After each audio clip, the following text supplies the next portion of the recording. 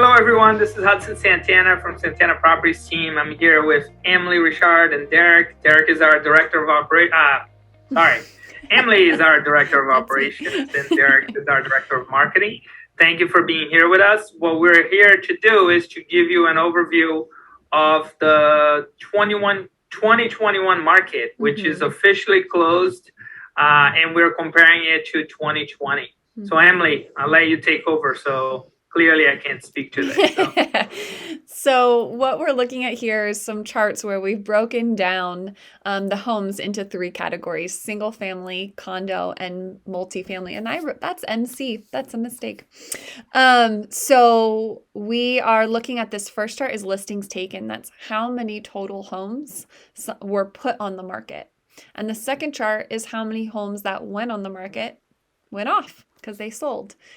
So more homes were listed in all three types, especially more single families, and more homes sold in all three types, but especially in those condos. Look at that, 214 versus 316. That is a big difference. Yeah, this is something I've been saying now for a while, and we're seeing it, right? Because of what I believe, it's my personal opinion, that because of the changes that Somerville made on their zoning and condo regulations, a lot of condo developers got pushed to Medford because they can't really do business in Somerville, which I believe is a great thing for the Medford market. And it just makes perfect sense because it's such a great town. It's so convenient to Boston, to Cambridge, that, these numbers are now reflecting it. I mean, we're having 351 listed condos, but now we're seeing 316 that actually closed. If you look at comparing to last year, they had 328 that were listed, only 214 that actually sold, right? The other thing that's pretty amazing, and we'll probably cover a little bit on the next chart, is the amount of $1 million condos that we're now seeing in Medford. Yeah. And again, I really believe that we didn't really see it before because there wasn't much of an incentive from developers to go build them in Medford, where now, because of what Somerville has done, they're really pushing and they're building it. And we've been listing a lot of those condos, and they're selling like hotcakes. I mean, pretty much all the ones that we had listed so far, which we even broke some records this year. There was a few that sold for over $1.3 million in Medford, and a bunch that sold for over $1.1 million. Again, there's a huge demand, and we're seeing that. But these, again, clearly shows that the Medford market has totally improved compared to last year.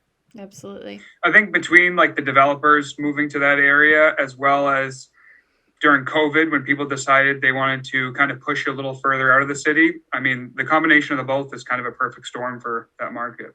100%. And again, it's such a great town. So it makes perfect sense. You most of the time you can get a private yard, you can get more outdoor space, you definitely get off-street parking. So it really is a great combination, and the convenience of being so close to Boston. Absolutely. So now we're going to look at the days to offer. So that means how many days from when a property was put up on the market until they accepted an offer. So for single families, it went up by 1. Condos went up by 3 days, and multifamilies, it went down by 1. This is pretty consistent, about the same amount of time, comparing the years. And then for the average sales price, it went up in single families by about $70,000. It went up by $30,000 in condos, and about $40,000 or $35,000 in multifamilies. Yep. Again, very healthy numbers. I mean, even like when you look at the condos, 28 days on the market before an accepted offer, it's not bad. It's still a super healthy number. It still shows that it is a seller's market. So if you own a property in Medford and you're looking to sell it, this is definitely a really good time. If you're looking to buy a property, then our conversation is always that we are not seeing anything that is indicating that this is going to change on a downward, projection. So to me, it just means if you were looking to buy, you should buy now, or you should have bought or you should have bought the year before, right? Like, I mean, you look at Boston overall, even with COVID, condo prices dipped a little bit, but overall everything went up, right? And it's continuing to go up. So it's definitely something that you don't want to wait. And Medford doesn't have the crazy prices like, $2 million average sale price for single families, or 900,000 average price point, or what was it, 990 average price point for condos. Like that's what we're seeing in Cambridge. Medford is not that far away, and yet, I mean, these are great prices. Yeah, well, but it is going in but that it's direction. going up. It really that's 9% this year, I believe. Single families going up. So yeah. So, and again, like I mentioned, what I just mentioned a minute ago might not be reflecting on this, or you might look at this the condo numbers there, prices. And you might say, well, Hudson, you're saying that you have all these $1 million condos and the average price is $630, right? But you have to remember, when we're looking at condos, we have studios, we have one bedrooms, especially in Medford, you still have a lot of like old stock of condos, right? Like properties that were built a long time ago that, are not in great condition or are not as appealing, but the price is definitely trading up. And this year, we're definitely going to see a big change in that number. And same thing, I agree with family. I mean, this is technically very affordable compared to Somerville and Cambridge, right? And we are starting to see a lot of the renovated single families sell for over 1.5 million.